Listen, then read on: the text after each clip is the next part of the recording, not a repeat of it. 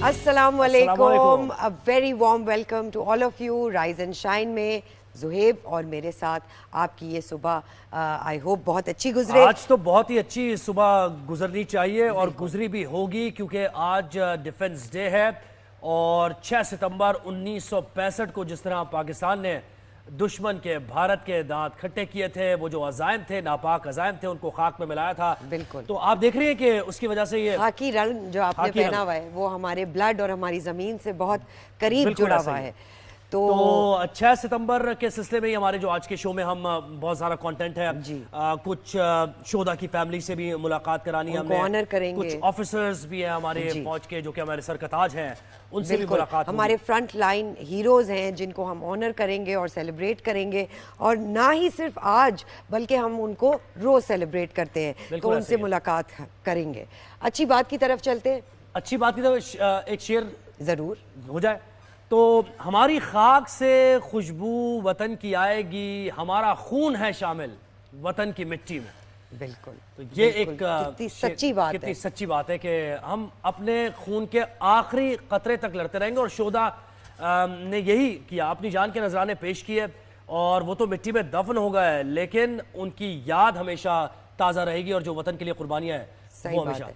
आपके इस शेर से मुझे भी एक शेर याद आया, किसकी हिम्मत है हमारी परवाज में लाए कमी, किसकी हिम्मत है हमारी परवाज में लाए कमी, हम परों से नहीं हौसलों से उड़ा करते हैं। हौसलों से उड़ते हैं, बिल्कुल ऐसा ही है। और ये आपने बहुत जज्बा हौसला, थोड़ा सा अगर हम पीछे चले जाएं 1965 में जो हमने अपने बुजुर्गों से सुना है, उन्होंने यही बताया कि उस वक्त पाकिस्तान बने हुए कुछ ज्यादा साल नहीं हुए थे। 1947 में पाकिस्तान बना और 65 में भारत ने ये सोचा कि अभी तो ये स्ट्रगल कर रहे हैं, अभी तो ये उस फेज में है ही नहीं कि अगर इन पर कोई हमला कर दिया जाए तो ये रिस्पॉन्ड करेंगे।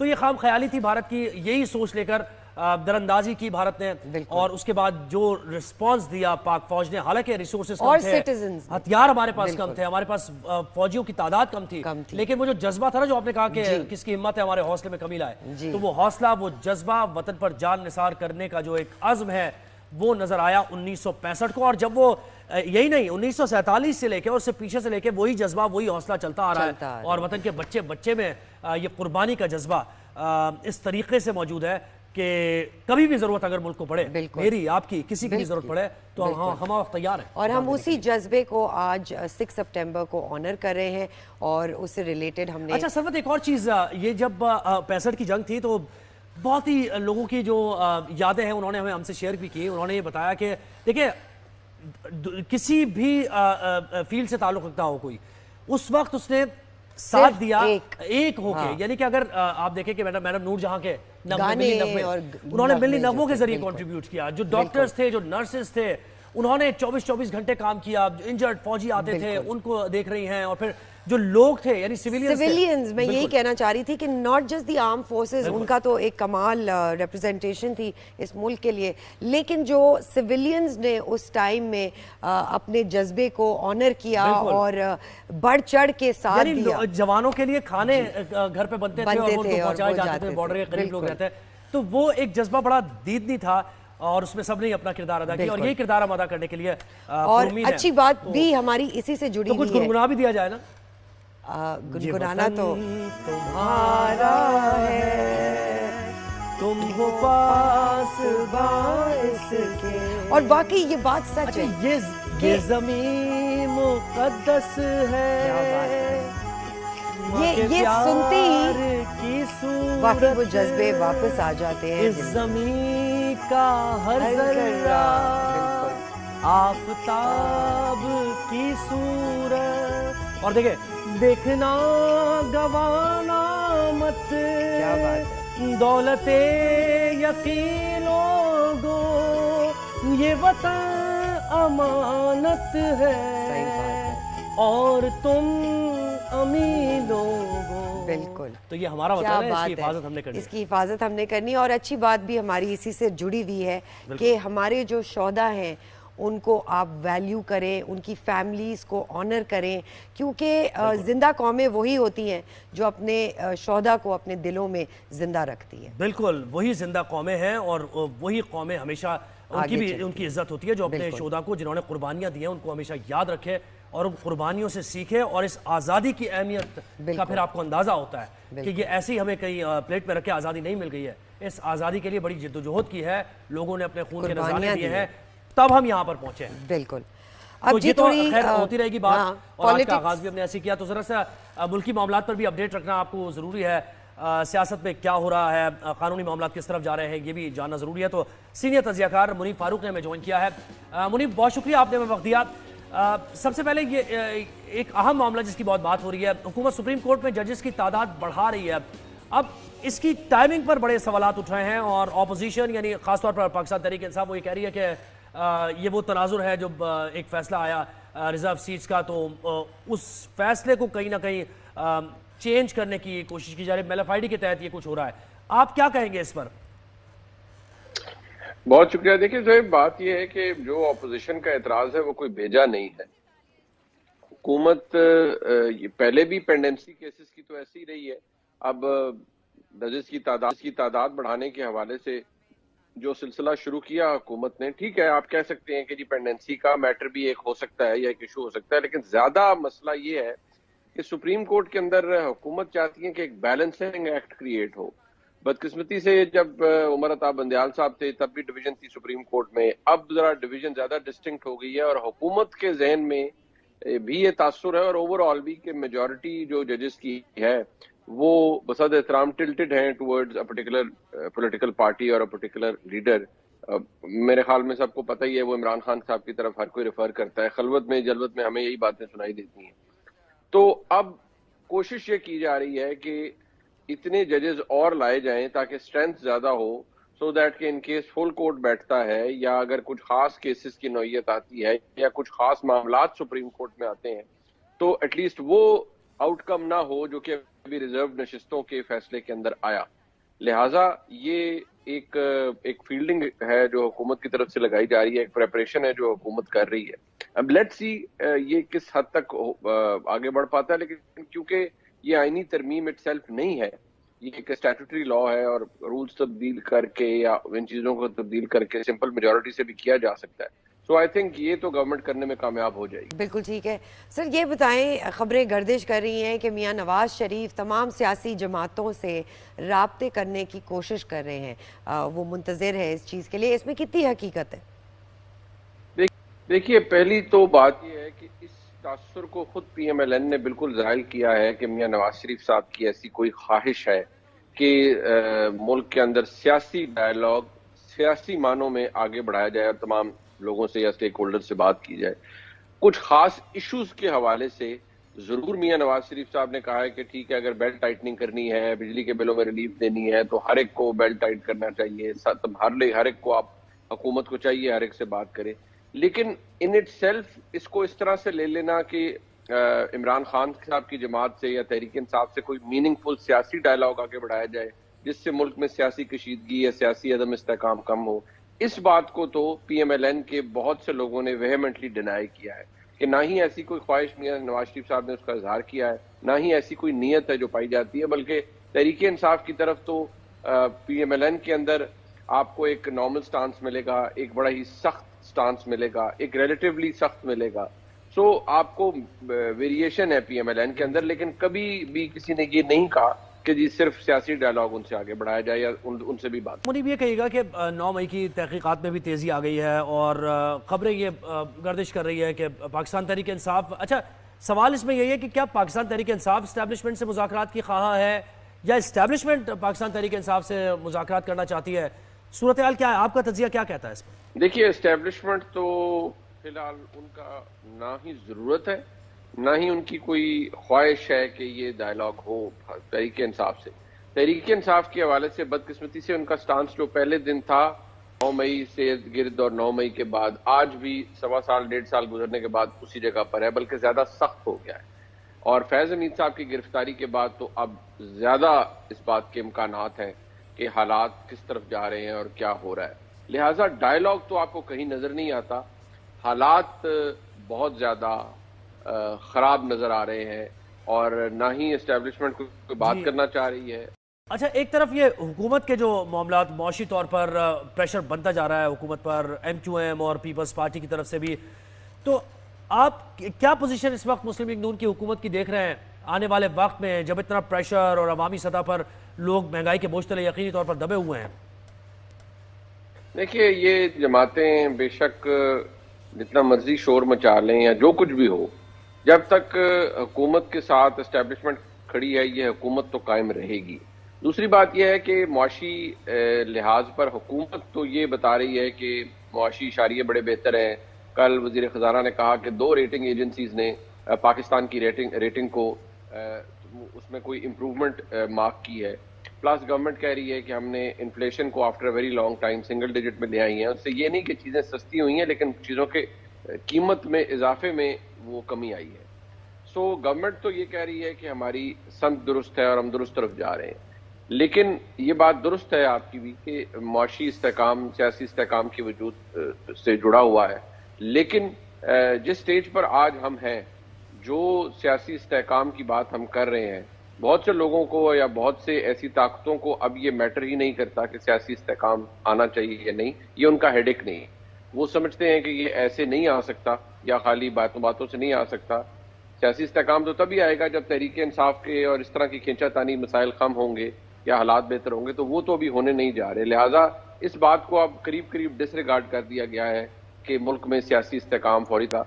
بالکل ٹھیک ہے۔ منیب یہ بتائیے گا، کیا آپ یہ ہائیبرڈ نظام لمبا چلتا ہوا دیکھ رہے ہیں؟ کیا کہیں گے؟ دیکھیے یہ ہائیبرڈ سسٹم نہیں ہے، یہ ہائیبرڈ کا پرو میکس ورژن ہے۔ ہائیبرڈ سسٹم تھا عمران خان صاحب کا دور، ہائیبرڈ پرو آیا PDM-1، اور جو آج ہے یہ ہائیبرڈ پرو میکس ورژن، یعنی کہ اس میں جو بلینڈ ہے وہ یہ ہے کہ اس میں بہت زیادہ انگریس ہے، پہلے بھی بہت تھی لیکن اب اس کے نئے طریقے ہیں۔ اب تو باقاعدہ طور پر اسٹیبلشمنٹ کی جانب سے اہم عہدوں کے اوپر بہت طاقتور لوگ موجود ہیں، جیسے وزیر داخلہ جناب محسن نقوی صاحب موجود ہیں، جیسے محمد اورنگزیب صاحب موجود ہیں۔ وہ خصوصاً PMLN کی مرضی سے تو نہیں بٹ اسٹیبلشمنٹ کی بیکنگ سے اس منصب پر موجود ہے۔ سو جب خاص طور پر طاقتور پوزیشنز کے اوپر طاقتور لوگوں کو بٹھایا جائے اور اسٹیبلشمنٹ کی پیٹرنیج ہو فار دا گڈ بٹھایا جائے کہ ملک بہتری کی طرف چلے، تو پھر اس نظام میں بہت زیادہ امپیکٹ آ جاتا ہے جو مقتدرہ ہے اس کا۔ لہٰذا یہ نظام ایسا ہی ہے اور لے گا۔ جی اچھا منیب، سردار اختر مینگل نے استعفیٰ دے دیا ہے اور یہ ایک کچھ ہلچل سی مچ گئی ہے، اور وہ یہ کہہ رہے ہیں ریزگنیشن تو انہوں نے دیا ہی، انہوں نے ریاستی اداروں پر، یہ جمہوری سسٹم پر انہوں نے عدم اعتماد کا اظہار کیا ہے۔ کتنا خطرناک ہے یہ ریاست کے لیے؟ بلوچستان کی صورتحال آپ کے سامنے ہے۔ دیکھیے وہ ان کا جو گلہ ہے وہ بالکل درست ہے، ان کی باتیں بھی اپنی جگہ درست ہیں۔ جب بات کرنے کی نہ دی جائے، جب بہت سی باتوں کو سینسر کر دیا جائے یا بہت سے معاملات لانگ سٹینڈنگ ہو ان کو ریزالو نہ کیا جائے تو پھر ایشوز ہوتے ہیں۔ لیکن ریاست کا مسئلہ بھی یہ ہے کہ اگر ہم صرف بلوچ مسنگ پرسنز کی بات کرتے ہیں، یقینی طور پر اس میں افیکٹڈ لوگ بھی ہوں گے، جینوئن کیسز بھی ہوں گے، لیکن یہ بھی فیکٹ ہے کہ بدقسمتی سے بلوچستان کے اندر بہت زیادہ ری گروپنگ ہوئی ہے دہشت گردوں کی، اور اس کا ذمہ بہت سے لوگوں کے اوپر ہے۔ اب ریاست یہ نہیں کر سکتی کہ اس گاپ کے اندر کے لیے سارے مسنگ پرسنز ہیں یا سارے معصوم لوگ ہیں اور ہاتھ پہ ہاتھ دھر کے بیٹھے، تو پھر تو وہی ہوگا جو کچھ دن پہلے بلوچستان کے اندر خون کی ہولی کھیلی گئی۔ تو لہٰذا بہت ساری کیسز کو، بہت سارے ایشوز کو ڈسٹنگوش کرنا پڑے گا ایک دوسرے سے۔ سردار اختر مینگل صاحب ایک قداور شخصیت ہے، ان کا پارلیمان میں ہونا بہت ضروری ہے، لیکن ان کا نظام پر سے اعتبار اٹھ جانا یہ کوئی نئی بات نہیں ہے۔ ان کے مسائل تو پہلے بھی تھے، عمران خان صاحب کے وقت میں، ان سے پہلے ان کے جب ان کے والد بزرگوار تھے اس وقت بھی، اور اب بھی ہیں، اور بدقسمتی حل نہیں ہوئے۔ جی بالکل ٹھیک ہے۔ منیب یہ بتائیے گا کہ میاں نواز شریف لنڈن جا رہے ہیں، اس کی ٹائمنگ آپ کیسے دیکھتے ہیں؟ It's not a perfect time to leave the country, but obviously جب صحت کی بات آتی ہے ان کا یہ بیسک حق ہے، مگر اس کی ٹائمنگ کو آپ کس طرح دیکھتے ہیں؟ دیکھیے میاں نواز شریف صاحب اپنی فری ول پر باہر جائیں گے اگر انہوں نے جانا ہے۔ ان کی جماعت کو اس سے کوئی فرق نہیں پڑتا کہ وہ باہر جا رہے ہیں یا نہیں، وہ باہر جائیں گے، اپنی مرضی سے واپس آئیں گے۔ فی الحال نہ ان کے جانے پہ کوئی پابندی ہے، نہ ان کے آنے پہ کوئی پابندی ہے، کیسز ان کے تمام ختم ہو چکے ہیں۔ فی الحال تو ایسا کچھ نہیں ہے کہ ان کے کسی سے حالات یا معاملات خراب ہوں۔ وہ دیکھ رہے ہیں. خاص طور پر ان کا فوکس ہے پنجاب کے اندر اپنی صاحبزادی کی حکومت کو اوورسی کر رہے ہیں. سو فی الحال تو میاں نواز شریف صاحب جائیں گے پیورلی اپنے لیجر کے لیے یا اپنے ہیلتھ ایشوز کے لیے, بیکاز ان کی اپنی ڈسکریشن ہوگی, کوئی اور اس کے اندر نہیں ہے. بالکل ٹھیک ہے. جی, تو سینئر تجزیہ کار منیب فاروق ہمارے ساتھ اور سیاسی معاملات پر ہمیں بتا رہے تھے کہ کیا پیش رفت کس طرف جا سکتی ہے ممکنہ طور پر ان کے تجزیے کے مطابق. بالکل. تو یہاں پر ہمیں ایک بریک لینی ہے, چھوٹی سی بریک لیتے ہیں, بریک کے بعد ہم واپس آتے ہیں اور مزید ٹاپکس بھی ہیں رائز اینڈ شائن میں, تو دیکھتے رہیے. بریک کے بعد we'll be right back.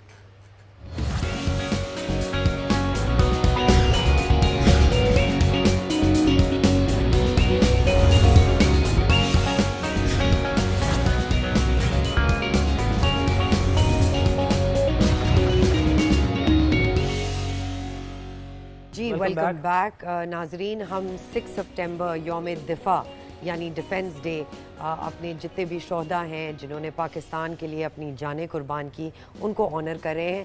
ان کی فیملیز ہمارے ساتھ آج موجود ہیں. بالکل ایسا ہی ہے. یوم دفاع پر ہم شو کا آغاز بھی آپ نے دیکھا کہ ہم نے ان شہداء کو یاد کرتے ہوئے جن کی قربانیاں تھیں ان کو یاد کرتے ہوئے کیا, اور قربانی کی اہمیت سے متعلق ہم نے آپ کو بتایا. تو وہ جو شہید ہو گئے اس وطن کے لیے جنہوں نے قربانی دے دی, ان کی فیملیز کیا سوچتی ہیں اس وطن کے بارے میں اور کتنا مس کرتی ہیں اپنے پیاروں کو, یہ تو ہم بات کریں گے ہی, لیکن ایک پیکج ہم نے تیار کیا ہے. پہلے آپ وہ دیکھیے, اس کے بعد آئیے تو ہم ذرا کچھ بات کریں گے ان فیملیز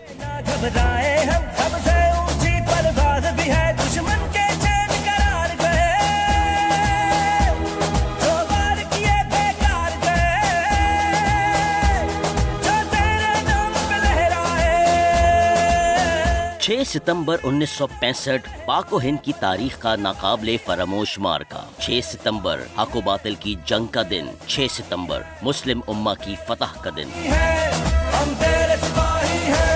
6 ستمبر 1965 رات کے 3:45 پر طاقت کے نشے میں چور بھارتی فوج نے بغیر کسی اطلاع کے پاکستان کی سرزمین پر بحری, بری اور فضائی راستوں سے حملہ کیا. لیکن پاکستانی قوم اور پاک فوج نے کمال حوصلہ اور یکجہتی کا مظاہرہ کرتے ہوئے دشمن کے ناپاک عزائم خاک میں ملا دیے.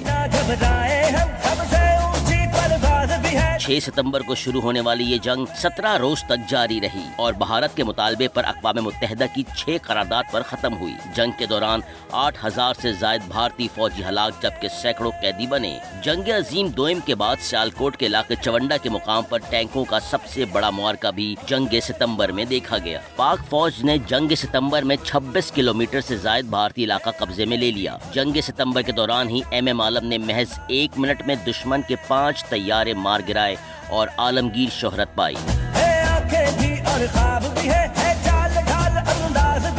جنگ ستمبر کے موقع پر رائز اینڈ شائن کی ٹیم شہیدوں اور ان کے خاندان کو سلام عقیدت پیش کرتی ہے اور دعا گو ہیں کہ رب تعالیٰ ملک و قوم کو ہر مشکل گھڑی آزمائش سے بچائے اور دشمنوں کو کبھی اتنی جرت نہ دے کہ وہ دوبارہ پاکستان کی جانب میلی آنکھ سے دیکھنے کا تصور بھی کر سکے. جی تو ہمارے ساتھ اسٹوڈیو میں موجود ہیں پروین فاطمہ صاحبہ, وائف آف شہید مقصود احمد صاحب, and Sonia Saud, wife of شہید سعود دانش بٹ صاحب. بہت شکریہ آپ نے ہمیں وقت دیا اور ڈیفنس ڈے پر یقیناً, اور آپ سے جب ہماری بات ہو رہی تھی اس سے پہلے تو آپ یہ بتا رہے, آغاز آپ سے ہی بات کرتے ہوئے کرتے ہیں کہ آج برتھ ڈے بھی آپ کے ہسبینڈ کی تھی, تو کیسے وہ جو شہید ہوئے پاکستان کے لیے وطن کی محبت میں انہوں نے اپنی جان تک قربان کر دی, کیا واقعہ ہوا تھا, کیسے ہوا تھا, کچھ یاد کریں گے ہمارے لیے؟ پہلے تو میں آپ کو تھینک یو بولنا چاہوں گی کہ مجھے یہاں بلایا. وہ میموریز ایسی ہیں کہ جتنی پینفل ہیں اتنی ہی اسٹرگلنگ ہیں. آج ان کی برتھ ڈے ضرور ہے لیکن ایک بات میں یہاں شیئر کرنا چاہوں گی, we never celebrate his birth day.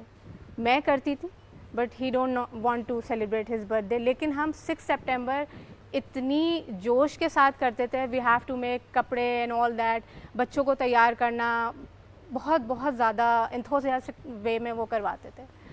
جب آن 15 رمضان المبارک یہ یہیں تھے and the second birthday of our son, ہم نے وہ سیلیبریٹ کی اینڈ ہی سیڈ کہ now I have to go back to my unit because मुझे call I and I have to go Sahiwal for security reasons ना, वहाँ कुछ foreigner engineers के पास इन्हें भेजा गया था for security eight coal power plant. ये कब की बात, 2019 की बात? Yes exactly.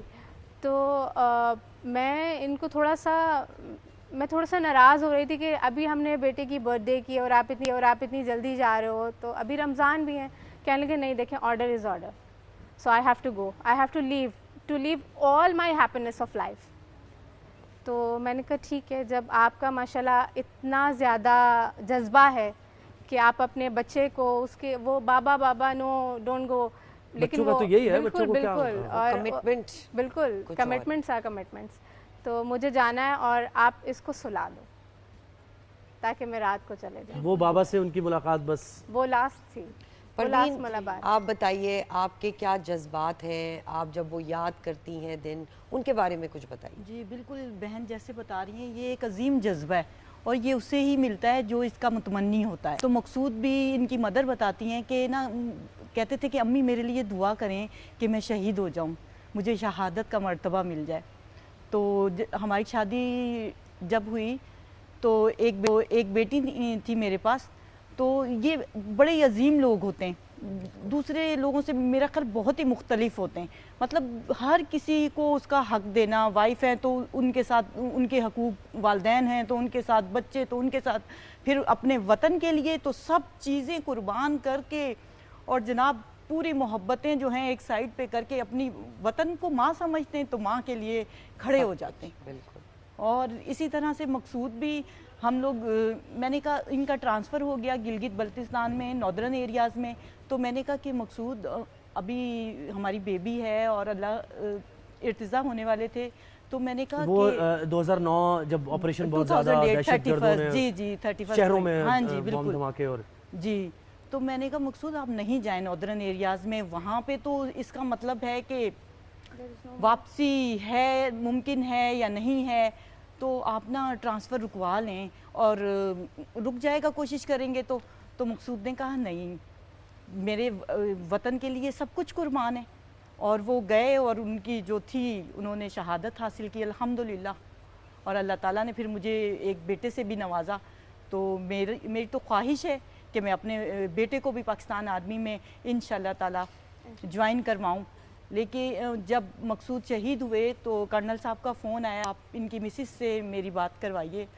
तो बिल्कुल यकीन नहीं आ रहा था उस टाइम कि ये कैसे हो गया, अभी तो हमने ज़िंदगी का आगाज़ ही किया था, तो ये सब कैसे हो गया, बिल्कुल यकीन नहीं आ रहा था।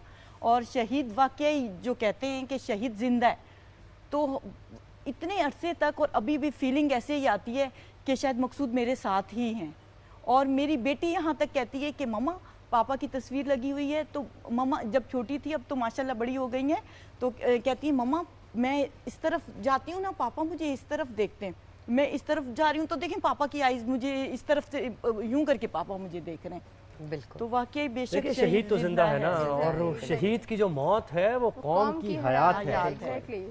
जब जी सोनिया ये बताइए, इन्होंने एक इतना दिल से जुड़ा हुआ कमेंट किया है कि शहीद की बेगम होने के बावजूद उनके दिल में ये जज्बा है कि वो अपने आने वाली जनरेशन बेटे को भी पाक आर्मी में डालना चाहती है। बिल्कुल। ये जज्बा कैसे आता है? ये आता नहीं है, ये पैदा ये ही होता है। सरबत मैं आपको एक बात कहना चाहूँगी, जैसे कहा इन्होंने कि बहुत सारी चीज़ें ऐसी होती हैं इन लोगों में, स्पेशली बिलोंग्स टू फोर्स, अल्लाह ताला उनके मुंह से कहलवा देते हैं। बिल्कुल ऐसे ही। जैसे इन्होंने कहा कि आप अपना ट्रांसफ़र रुकवा लो एंड ऑल दीज थिंग्स, ऐसी ही सेम सिचुएशंस हुई। मेरी बेटी भी अपने बाबा के बाद हुई है। तो बहुत सारी ऐसे जज्बे होते हैं उस बच्ची ने जो दुनिया में आई ही अपने बाबा के बाद है। बिल्कुल। She didn't see the actual face of the, yes, उसने अपने नाना को देखा है और वो अब भी ये जानती है कि my father belongs to force and I also have to go there. क्यों? उसके खून में शामिल है। और let me tell you one thing, मैं घर पे ऐसे बीमार हो गई, सीजनल बुखार हो गया, तो मुझे आके अपने टॉयज से कहती है कि I have to inject you. तो मैंने कहा नहीं मैं दिखा लूँगी डॉक्टर को। तो कहती है हाँ वैसे you are civilian, you know need to be, you know لیکن میں علاج کروں گی ان شہدا کی فیملیز کا. وہ اپنے آپ کو خود کو کنسیڈر نہیں کر رہی اس میں. شی سیڈ چھوٹی سی 4 ایئرس کی, تو شی سیڈ کہ نہیں سویلینس کو کچھ نہیں ہوتا سب فورسز والوں کو ہے, because they have to you know front line, on front line لڑتے ہیں بالکل ایسا ہی ہے. اور وہ ظاہر ہے ہماری سرزمین کا دفاع کرتے ہیں تو ہم بڑے آسان سے پرسکون نہیں ہیں. تو آج ہم پروین آپ کہیے گا کہ جب حالات و واقعات پاکستان میں ایسے دیکھتی ہیں, آپ کا تو ایک بڑا لاس ہو گیا, شہادت کے مرتبے پر فائز ہوئے آپ کے ہسبینڈ, لیکن اس کے بعد تھوڑا سا ہم یہ چاہیں گے یہ جو 9 مئی کے واقعات ہوئے, 9 مئی کے واقعات جب آپ دیکھ رہی تھی اسکرین پر چلتے ہوئے, کیا سوچ رہی تھی؟ جی بالکل, اس سے تو بہت ہی دل برداشتہ ہو گئے تھے کہ یہ کون لوگ ہیں, یہ کیا ہو رہا ہے, یہ پاکستانی ہیں ہم, کیا کہاں چلا گیا ہم لوگوں کا جو شہدا کی فیملیز کی اتنی رسپیکٹ. تو مجھے لگا کہ بالکل ہم لوگ شاید تنہا ہیں, ہمارے ساتھ اب شاید کوئی نہیں ہے. اس ٹائم تو ایسی فیلنگ آ رہی تھی کہ پہلے جس طرح سے تھا لگتا تھا کہ ہم اکیلے نہیں ہیں, پوری قوم ہے ہمارے ساتھ, لیکن اس ٹائم تو یوں لگ رہا تھا کہ جیسے آج ہم لوگ تنہا ہو گئے, ہمارے ساتھ شاید کوئی بھی نہیں ہے. تو بہت ہی تکلیف ہوئی تھی. افسوسناک وہ واقعہ تھا, بالکل پورے قوم نے دیکھا اس کو. سونیا آپ سونیا سے پوچھتے تھے کہ اس وقت آپ کیا سوچ رہے, کیا تاثرات؟ میں کچھ لائنز میرے ذہن میں جب یہ فرسٹ میں نے نیوز میں دیکھا تھا from the beginning of the day, تو مجھے ایک چیز ذہن میں صرف اتنی آئی تھی کہ شہدائے وطن کے حوصلے تھے دید کے قابل, وہاں پر صبر کرتے تھے جہاں پہ شکر مشکل تھا. بالکل ایسے, تو کربلا سے چلتا بالکل ایسے, بالکل ایسے ہی ہے. تو مجھے یہی سب چیزیں دکھائی دے رہی تھی کہ جنہوں نے قربانیاں دی, ٹھیک ہے, نواز رسول نے جو قربانیاں دی, میں اسی نسبت سے لے کے چلی آ رہی ہوں, وہ تو مرتبہ ہی اور ہے, ان کا تو مرتبہ ہی اور ہے, لیکن کیا ہے کہ وہ آج تک ہمارے دلوں میں ہے. اور کیا مقام ہے یزید کا, سیم تھنگ لائک دیٹ کہ 9 مئی کے واقعات یوں سمجھ لیجیے ہمارا دل مٹھی میں لے لیا گیا تھا. صحیح بات ہے, صحیح, بالکل ہم لفظوں میں بیان ہی نہیں کر سکتے ڈیفینیٹلی نہیں کر سکتے کہ آپ کا جتنا لاس ہوا پرسنل فرنٹ پہ, مینٹلی, ایموشنلی. آفٹر دیٹ جب ہمیں اس کو یہ ایکیوزمنٹ ملے تو پھر کیا ہمارے بچے, دل چھوٹا ہوتا ہے, بالکل دل چھوٹا ہو جاتا ہے. سونیا اینڈ پروین, آپ دونوں کا بہت بہت شکریہ, آپ نے اس اور اس سبجیکٹ پہ آپ نے اپنی پرسنل لائف کو سامنے رکھتے ہوئے ہمارے لوگوں سے ہمارا یہی, اور آپ کو ہم یہ کہیں گے کہ پوری قوم آپ کے ساتھ کھڑی ہے. شہدا ہمارے سر کا تاج ہیں. یہ پاک آرمی جب تک, کیونکہ دشمن کے لیے سب سے پہلی جو دشمن کی نظر ہوتی ہے یا جو حملہ آور ہوتا ہے وہ پاک آرمی پر ہی ہوتا ہے, کہ انہوں نے پتا ہے کہ اگر تم, لیکن ایسا ہو نہیں پائے گا کبھی, یہ دیوانے کا خواب ہی ہے دشمن کا. بالکل, آپ کا بہت بہت شکریہ, آپ آئیں اور آپ نے ہمیں اپنا وقت دیا. مزید کچھ مہمانوں سے ملاقات کریں گے, لیکن ایک چھوٹی سی بریک کے بعد, کہیں مت جائیے.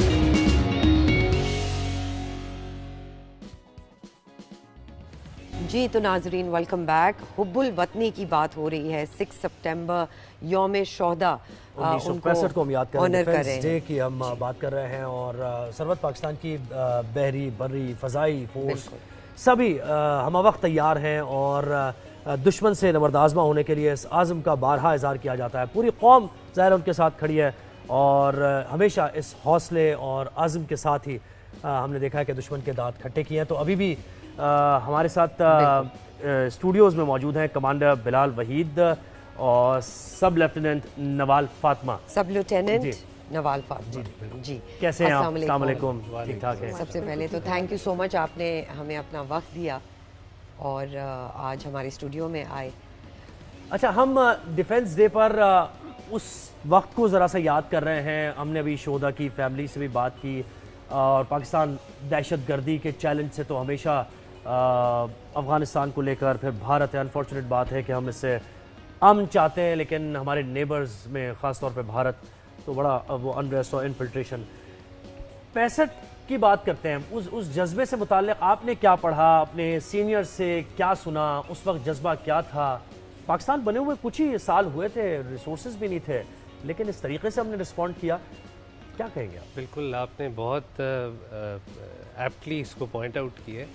جس دشمن سے ہمارا واسطہ پڑا تھا وہ ہم سے تعداد میں بھی زیادہ تھا, ہم سے سائز میں بھی بڑا تھا, جو ہم فورس کمپیریزن کرتے ہیں, لیکن جو جذبہ ہماری ملک اور قوم کے اندر تھا, ہماری فورس کے اندر تھا, نیوی میں ان پرٹیکولر, آپ دیکھیں کہ آپ نے بھی ہسٹری میں پڑھا اور جو ہم نے پڑھا, more or less same history. Operation Dwarka, Pakistan navy نے, it was a very strategically اور tactically a very good placed operation that undertook. اب دشمن کا ایک ریڈار اسٹیشن تھا جس کو ہم نے ڈسٹروائے کیا, جس کی وجہ سے جو دشمن کی ایئر فورس تھی it could not conduct its raid operation یا بامبنگ آپریشن. بالکل. تو اسٹریٹجکلی دیکھیں کہ نیوی کا کتنا بڑا کردار ہے. اس کے علاوہ ایک ہماری آبدوز تھی 1965 میں. We were the only nation that was operating submarine at that time in this very region, and we were operating it professionally. She was placed off Mumbai, اور دشمن ممبئی کے ہاربر سے باہر نہیں آیا. تو آپ ادھر سے اندازہ لگائیں کہ ویری رائٹلی سیڈ کہ فورس کمپیریزن میں وی ور لیس, لیکن وہ جذبہ پروفیشنلی اینڈ ٹیکنالوجیکلی, اور وہ جذبہ on top, that was the actual factor that played its part. وہ یونیفارم کی بات کچھ بتا رہے تھے نا آپ کا, ہم یہی بات کر رہے تھے کہ اتنا سٹننگ یونیفارم ہے اور آپ لوگ بہت امیزنگ لگتے ہیں. جب بھی میں نوال کو دیکھتی ہوں آئی ایم ان کمپلیٹ آ. تو کیا جذبہ ہے اس یونیفارم کے پیچھے؟ It's not just a uniform, اس کے پیچھے بہت کچھ ہے, اس کے بارے میں ذرا بتائیں. میں آپ لوگوں سے پہلے تذکرہ کر رہا تھا کہ when we were in training we were always taught کہ how to protect your uniform, you know, take care of your uniform. Obviously the whites are very difficult to maintain, and we always wear it once and we change it the next day. So one of our seniors, they asked کہ آپ اس uniform کو how would you protect it? So we were juniors, we were in under training at that time. So ہم نے کسی نے کہا کہ اس کو اچھی طرح سے دھو کے پریس کر کے خیال رکھیں, the practical way, hang it in the suit covers and coat covers. After some time, you know, he said کہ by taking pride in it. کتنی صحیح بات.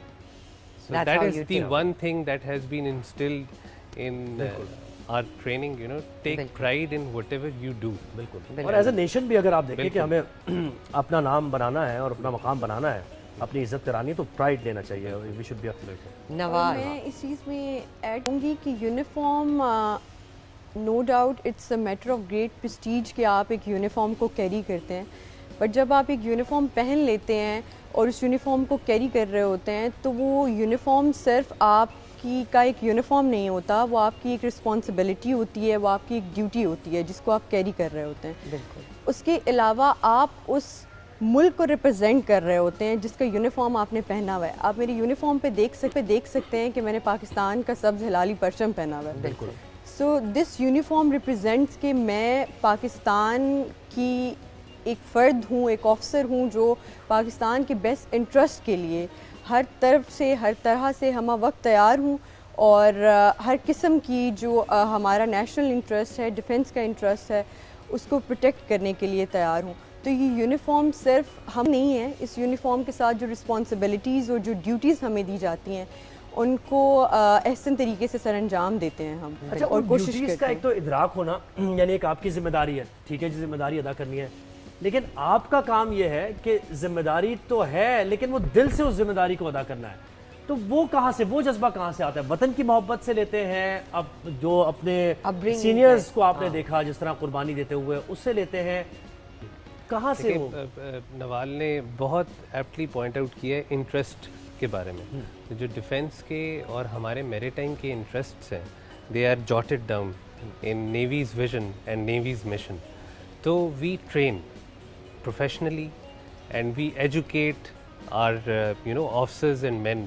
ایک میتھوڈیکل اور ایک لاجیکل سیکوینس ہے in which you instil them, اور subsequently کچھ ٹائم کے بعد they are moulded and they are ready to perform their duties.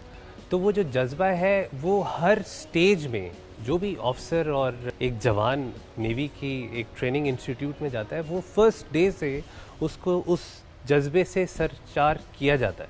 It is important. آپ نے کوئی بھی ڈیوٹی کرنی ہے تو you have to have that motivation in yourself, اور پیشن ہونا بہت ضروری ہے. بالکل آپ نے صحیح کہا. بالکل آپ صحیح کہہ رہے ہیں. My father was in the armed forces, so مجھے یاد ہے کہ جب بھی پاکستان کی بات آتی تھی وہ سب بھول جاتے تھے, بچوں کو, بیوی کو, اور وہ جذبہ جنریشن آفٹر جنریشن ہمیں نظر آئے.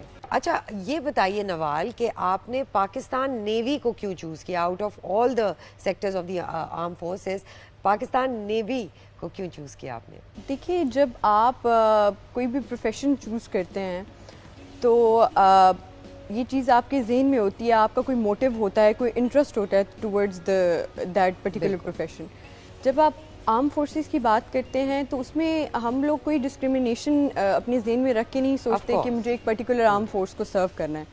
میں اگر نیوی میں سرو کر رہی ہوں تو میرا جو موٹیو ہے یا میری جو ڈیوٹی اور رسپانسبلٹی ہے وہ ایک کامن انٹرسٹ ہے کہ میں نے اپنی کنٹری کو سرو کرنا ہے. سو اگر پاکستان نیوی میں جب میں آئی تھی تو میری موٹیویشن یہ تھی کہ میں نے اپنے ملک کے لیے کام کرنا ہے اور اپنے کسی بھی آرم فورسز کو جوائن کرنا ہے. باقی یہ ہے کہ آپ کی کچھ محنت ہوتی ہے, کچھ آپ کی اللہ کی طرف سے قسمت ہوتی ہے کہ ویئر یو اینڈ اپ. تو پرٹیکولرلی پاکستان نیوی میں اگر بات کی جائے تو میں پبلک ریلیشنز ڈائریکٹریٹ میں ابھی سرو کر رہی ہوں, which is the media wing of Pakistan navy. So intentionally میں نے پاکستان نیوی میں کو چوز کیا اور پاکستان نیوی میں اپلائی کیا. میں ایلیجبل تھی, میں نے سارے ٹیسٹ وغیرہ پاس کیے اور I end up in Pakistan naval academy where I got my training and now I am here as an officer serving in Pakistan navy. تو جو موٹیویشن تھی وہ اگین وہی تھی کہ میں نے اپنے کنٹری کو سرو کرنا ہے, چاہے میں یونیفارم میں کروں چاہے یونیفارم کے بغیر کروں. تو جو مین موٹیو آپ کا ہوتا ہے وہ تو your country whether you are in uniform اور ناٹ, اور اگر آپ یونیفارم میں ہیں تو نوال نے جیسے کہا کہ وہ میڈیا ونگ میں پاکستان نیوی کے, یہ جو آج کل کی جو صورتحال ہم دیکھ رہے ہیں, یعنی ہم یہ دیکھتے ہیں کہ پاکستان کا بچہ ہم جب بچے تھے تو نیوی کا کوئی یا پاکستان آرمی کا کوئی جوان جا رہا ہوتا تو ہم اسے ہینڈ شیک کرنے میں ایک پرائڈ محسوس کرتے, تو بڑی خوشی ہوتی تھی ہمیں, اور ابھی بھی ایسا ہی ہے یقیناً. لیکن حالات بدل گئے ہیں, ڈائنامکس بدل گئے ہیں, 5th جنریشن وارفیئر میں ہم داخل ہو گئے ہیں. میڈیا کا کردار پازیٹیو بھی ہے, نیگیٹو بھی ہے.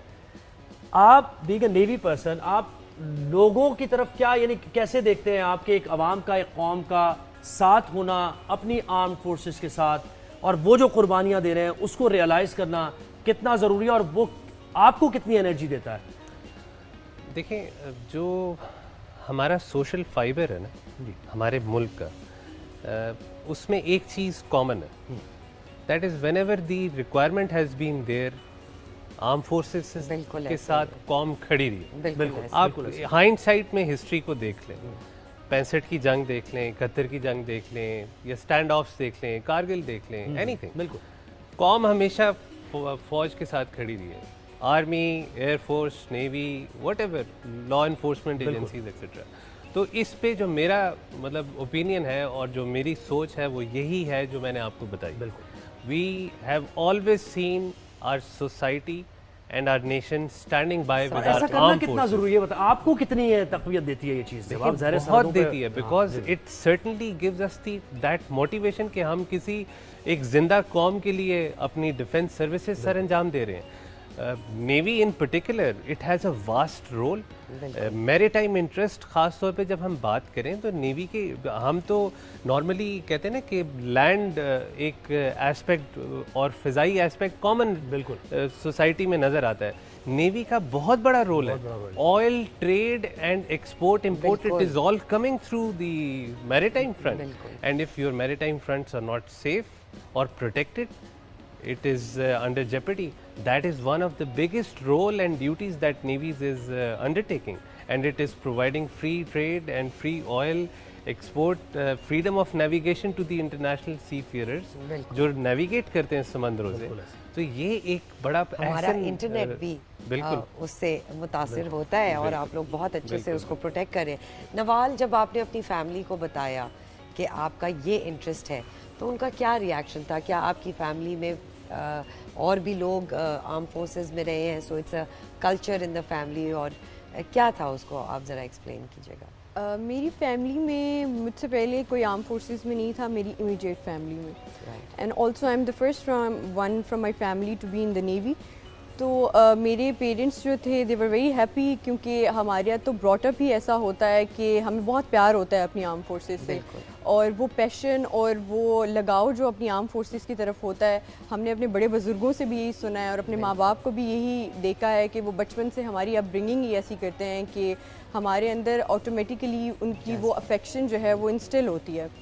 تو my parents were very happy and they were very supportive toward it کہ جائیں آپ اور ضرور جائیں. اور پاکستان نیوی بیسیکلی ایک ایسی فورس ہے, پرٹیکولرلی اگر میں بات کروں تو خواتین کے لیے بہت سیف اور بہت اچھی اپرچونیٹیز پرووائڈ کرتی ہے. اس میں کچھ چیزیں یہ ہیں کہ ویریس ڈپارٹمنٹس ہیں پاکستان نیوی کے جہاں پہ خواتین جو ہیں وہ سرو کر رہی ہیں, سپورٹنگ رول میں ہیں, نان کامبیٹ برانچز میں, لیکن بہت واسٹ اسکوپ ہے خواتین کے لیے اور بہت زیادہ اپرچونیٹیز ہیں. تو اگر وہ اپلائی کرتی ہیں تو بہت ڈپارٹمنٹس ہیں, جیسے آپ کا میڈیکل ہے, آئی ٹی ہے, لاء ہے, سپلائی ہے, پبلک ریلیشنز برانچ جس میں میں خود سرو کر رہی ہوں. اس کے علاوہ بھی بہت سی برانچز اسٹرکچر کو کھڑا کرنے میں خواتین کا بہت ہاتھ ہے. جی جی بہت. بالکل. تو کمانڈر صاحب بہت شکریہ, آپ نے ہمیں وقت دیا. بالکل. اور نوال, لیفٹیننٹ نوال, آپ کا بھی بہت شکریہ. ہم آنر کرتے ہیں آپ کو, اور not just today, not just for on 6 September, ہم ایوری ڈے آپ کو آنر کرتے ہیں اور آرم فورسز کو ریکگنائز کرتے ہیں, جو شہداء ہیں ان کو آنر کرتے ہیں. آپ کا بہت بہت شکریہ. If you allow me 30 seconds, I would just like to take this opportunity and I would like to give ایک میسج اور پیغام دینا چاہتا ہوں اپنی قوم کو اور اپنے دشمنوں کو بھی, بالکل, کہ اپنی قوم کے لیے یہ کہ آپ کی navy is technologically well equipped and well armed to undertake all sorts of operations. الحمدللہ. لینڈ, ایئر, سرفیس, سب سرفیس.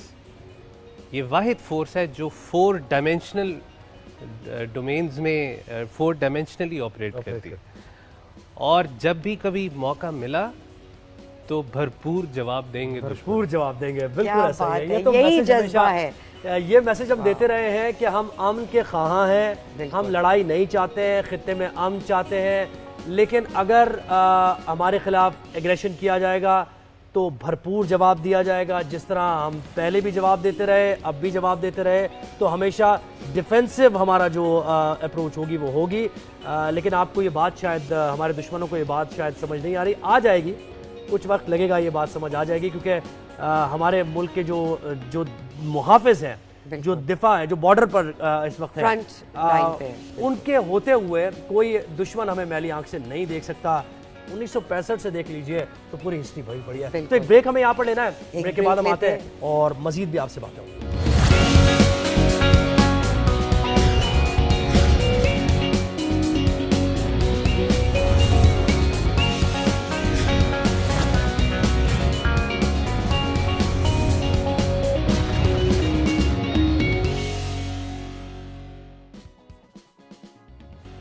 ویلکم بیک ناظرین. اب ہم بات کریں گے اپنے اوورسیز پاکستانیوں سے جو پاکستان سے باہر رہ کے پاکستان کے قریب ہیں. ہمیشہ ہم بات کرتے ہیں اوورسیز پاکستانی سے, اور ہمیں بہت سی چیزیں پتہ چلتی ہیں اور وہ اپنے وزڈم اور اپنے ایکسپیرینس سے ہمیں بہت کچھ بتاتے ہیں آنے والی جنریشنز کے لیے.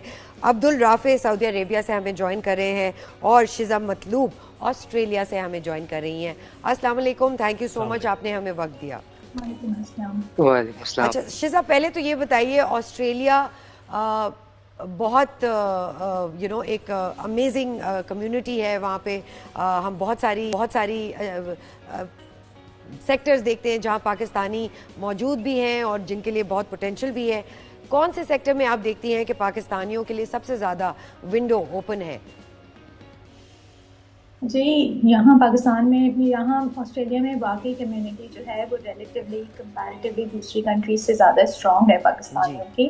اور یہ میں مطلب इट्स माई थर्ड कंट्री. तो मैं बहरीन में थी, फिर लंदन में थी, लेकिन कहीं पर भी इतनी स्ट्रॉन्ग कम्युनिटी नहीं है जितनी पाकिस्तान और सिडनी में स्पेशली बहुत स्ट्रॉन्ग है. मेलबर्न तो हब है पाकिस्तानियों का. Even you can see like most of Pakistanis walking down the streets, more than the Australian. You can see Pakistani in Melbourne. तो यहाँ रिलेटिवली बहुत ज़्यादा स्ट्रॉन्ग कम्युनिटी है.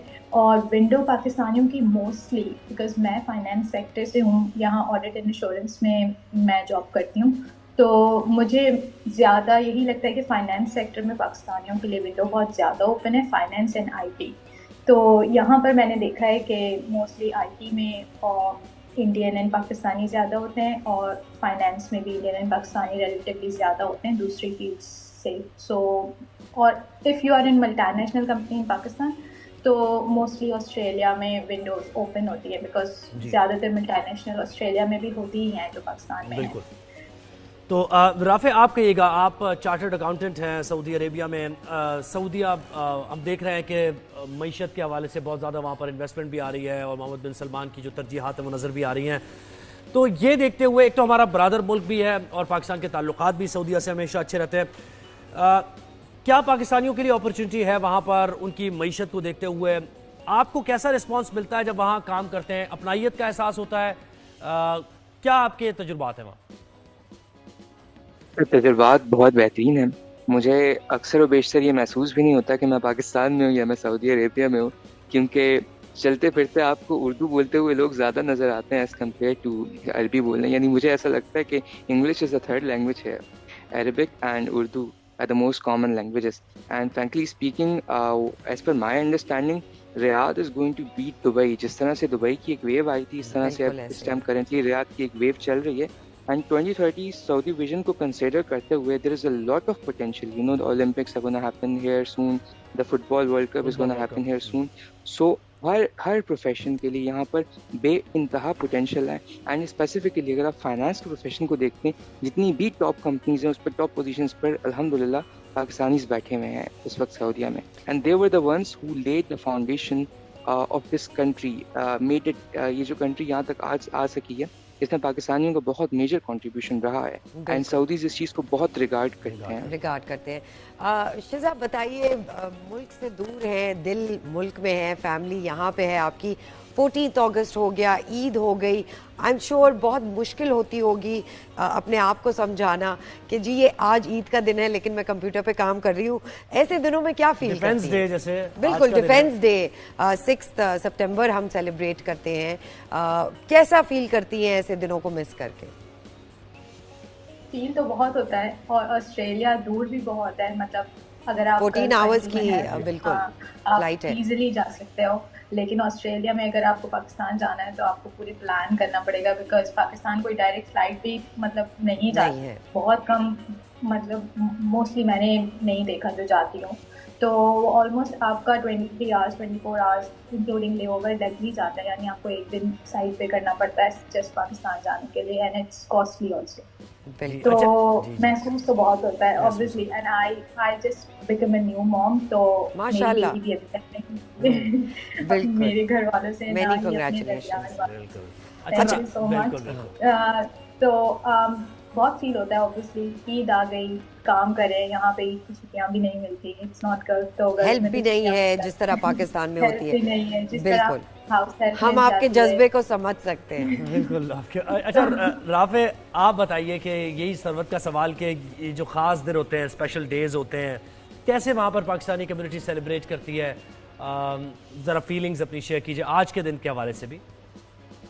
मैं आपको रिसेंटली एग्जांपल देता हूँ. जैसे 14 अगस्त हुई तो अब सऊदी अरेबिया में I just went out for a normal dinner, और वहाँ पर जो है वो पाकिस्तानी केक्स कट रहे थे इन द रेस्टोरेंट्स. आपको इवन गलियों में पाकिस्तानी बैच पहने हुए जो है ना वो बच्चे नज़र आ रहे थे, वो वॉकिंग विद देयर पेरेंट्स.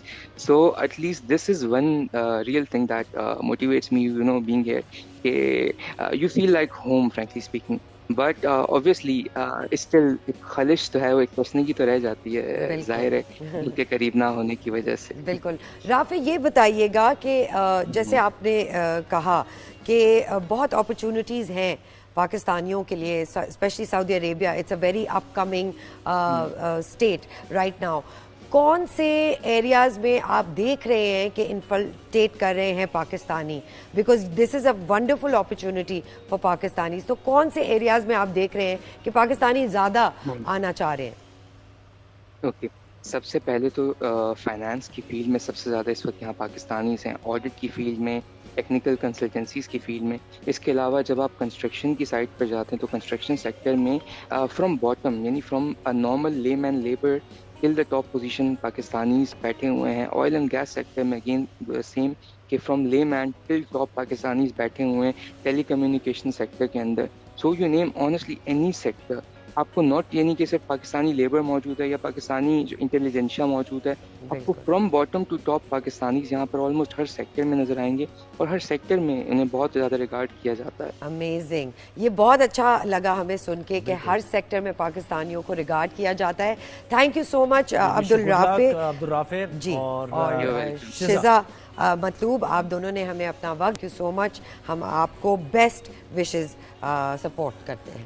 بالکل، پاکستانیت کے جذبے سرشار ہیں دونوں، آپ دیکھ رہے ہیں پاکستانی جو باہر رہ رہے ہیں وہ بھی. I can imagine it's so difficult کہ آپ اپنی فیملی سے دور رہیں اور اپنی کنٹری سے ایسے دنوں میں دور رہیں. ایک چھوٹی سی بریک پہ جائیں گے، بریک سے واپس آتے ہیں.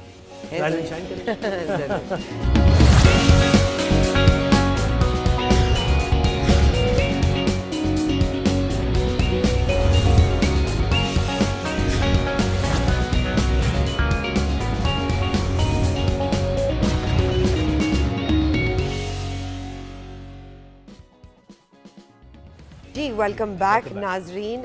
ہم بات کر رہے ہیں اوبیسٹی پہ. اوبیسٹی پاکستان میں نہیں بلکہ ایک گلوبل پرابلم ہے جو ہم دیکھتے ہیں لوگ فیس کر رہے ہیں. یو ایس میں بہت زیادہ ہے. Healthy eating, non healthy eating, ان ساری چیزوں سے فرق پڑتا ہے انسان کی لائف پہ، اس کی باڈی پہ. ایک چھوٹا سا پیکیج ہے، ہم آپ کو دکھائیں گے، پھر ہم انٹروڈیوس کرائیں گے ڈاکٹر آمنہ مجیب جی جو نیوٹریشنسٹ ہیں، انہوں نے ہمیں جوائن کیا ہے. تو دیکھیے پیکیج، پھر ہم واپس آئیں گے. پاکستانی قوم میں بڑھتا ہوا شوگر کا مرض، ہر 4 میں سے 1 پاکستانی ذیابیطیس کا شکار. وجہ میٹھے کا ضرورت سے زیادہ استعمال. ذیابیطیس زندگی بھر ساتھ نبھانے والی ایک ایسی بیماری ہے جو ہر سال لاکھوں افراد کو اپنی لپیٹ میں لے رہی ہے. یہ بیماری اس وقت پیدا ہوتی ہے جب انسانی جسم اپنے اندر موجود گلوکوز کو خون میں شامل نہیں کر پاتا، جو آگے چل کر مختلف بیماریوں کا باعث بنتا ہے. انٹرنیشنل ڈائبٹیز فیڈریشن کے مطابق اس وقت دنیا بھر میں 53 کروڑ سے زائد افراد اس مرض کا شکار ہیں. عالمی ادارہ صحت کے مطابق یہ تعداد 40 سال پہلے کے مقابلے میں 5 گنا زیادہ ہے. 2021 تک کے اعداد و شمار کے مطابق پاکستان میں تقریباً 3.25 کروڑ افراد اس مرض میں مبتلا ہیں. ہر 4 میں سے 1 فرد ذیابیطیس کا مریض ہے اور یہ تعداد تیزی سے بڑھ رہی ہے، جس کی وجہ موٹاپا ہے. ورلڈ ہیلتھ آرگنائزیشن کی رپورٹ کے مطابق پاکستان میں 58% افراد اوور ویٹ ہیں، جن میں سے 43% موٹاپے کا شکار ہیں اور ان میں 40% تعداد بچوں کی ہے. ضرورت اس بات کی ہے کہ موٹاپے پر قابو پایا جائے تاکہ شوگر پر کنٹرول کیا جا سکے. پاکستان میں ہر سال ذیابیطیس کے باعث تقریباً 1.5 سے 2 لاکھ افراد معذور ہو جاتے ہیں. ذیابیطیس پاکستان میں ہلاکتوں کی 8ویں بڑی وجہ ہے اور 2005 کے مقابلے میں اس سے متاثرہ افراد کی ہلاکتوں میں 50% اضافہ بھی ہو چکا ہے. پاکستان میں ذیابیطیس کے مرض میں تیزی سے اضافہ اس بات کی نشاندہی کرتا ہے کہ لوگوں کو اپنے روزمرہ روٹین میں تبدیلی لانی چاہیے. چند معمولی احتیاطی تدابیر ملک سے اس بیماری کو کم کرنے میں ضرور مددگار ثابت ہو سکتی ہیں.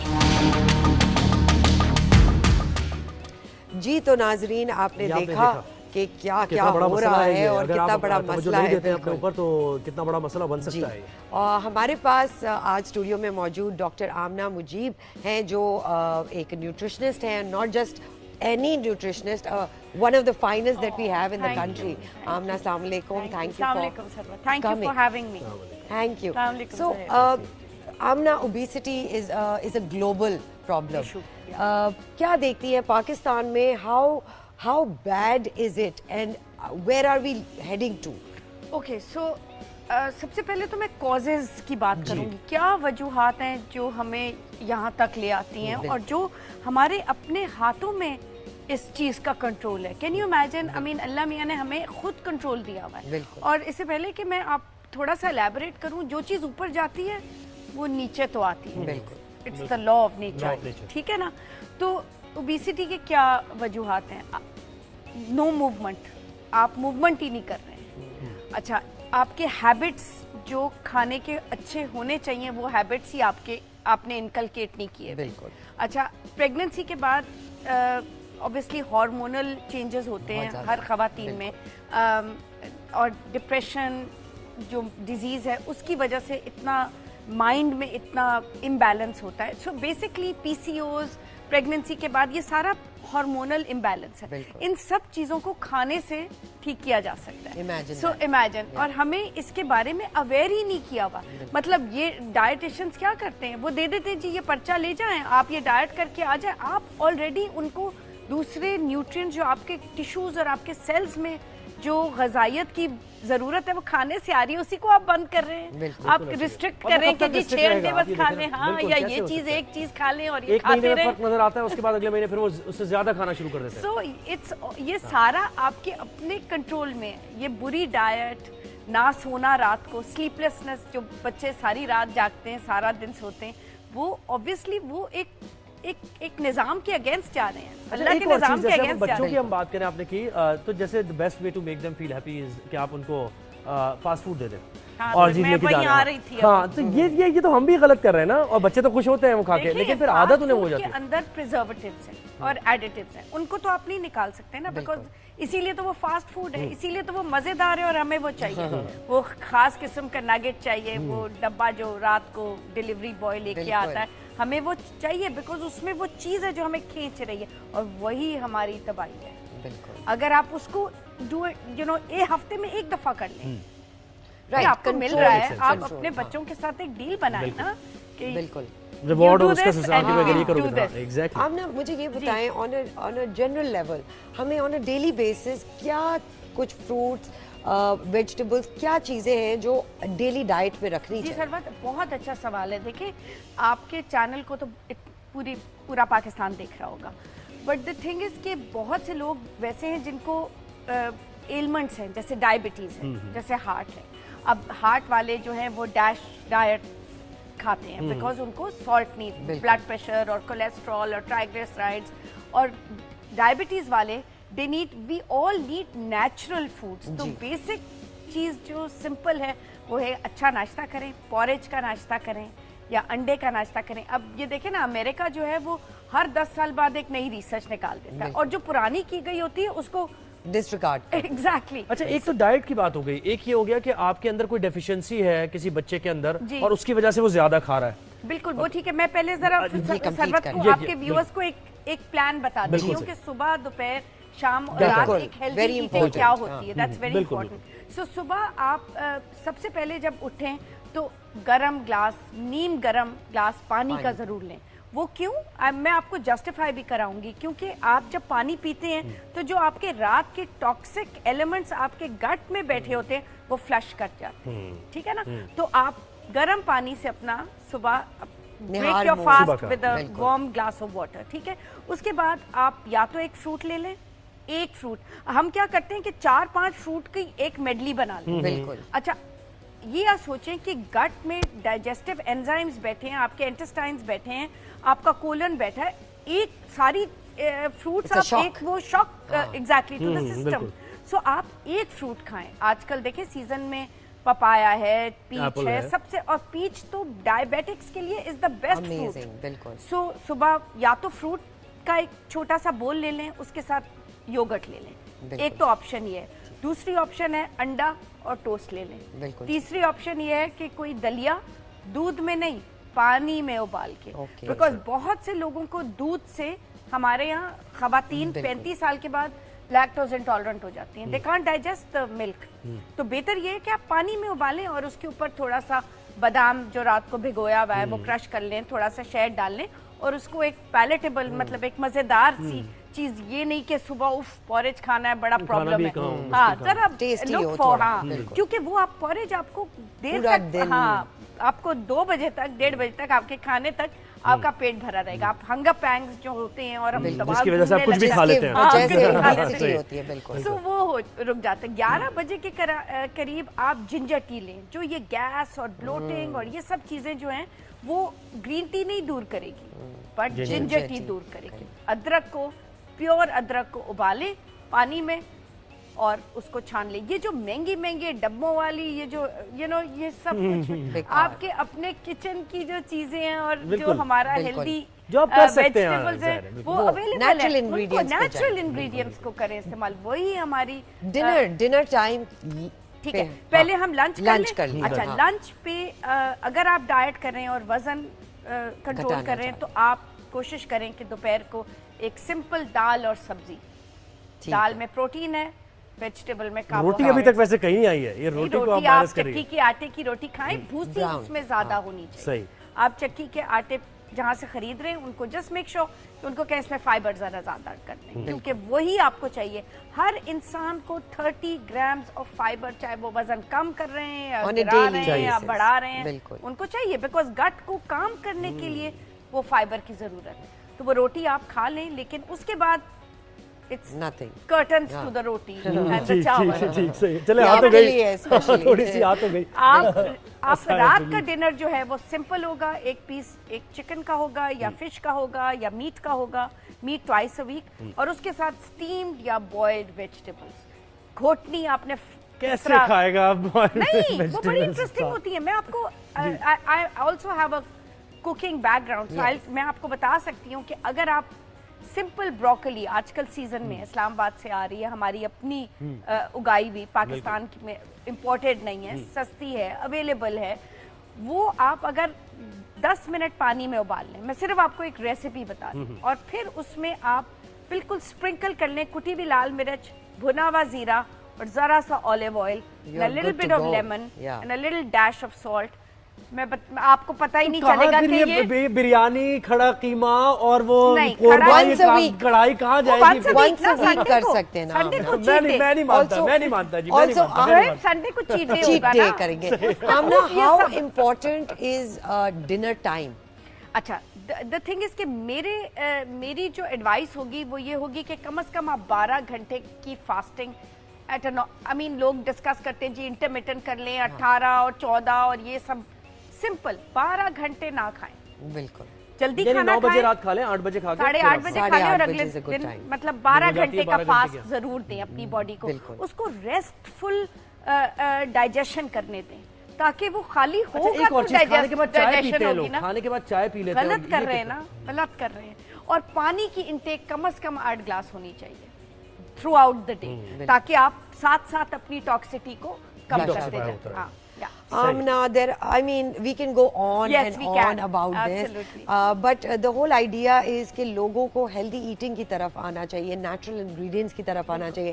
جس طرح آپ نے کہا وہ مہنگے ڈبے لے کے ہمیں لگتا ہے کہ جی ہم healthy بھی ہیں اور صحیح مہنگا ہے تو اچھا کھانا کھا رہے ہیں. آمنہ نے ایسے بتایا کہ اگر آپ دیکھ رہے ہیں, ریپیٹ میں بھی دیکھیں گے شو, تو پھر آپ دوبارہ دیکھتے رہے, کیونکہ ایسا ڈائٹ پلان بتایا کہ آپ قابل عمل بھی ہے, بالکل بڑا پریکٹیکل ہے. بریانی کا کیا ہوگا پھر؟ ہم بریانی آپ کو کھلائیں گے بریک میں. Thank you so much Amna for being part of this show and giving me the pleasure of seeing you again. ہم چھوٹی سی بریک لیں گے, بریک کے بعد کچھ اور گفتگو کریں گے, کہیں مت جائے گا. We'll be right back.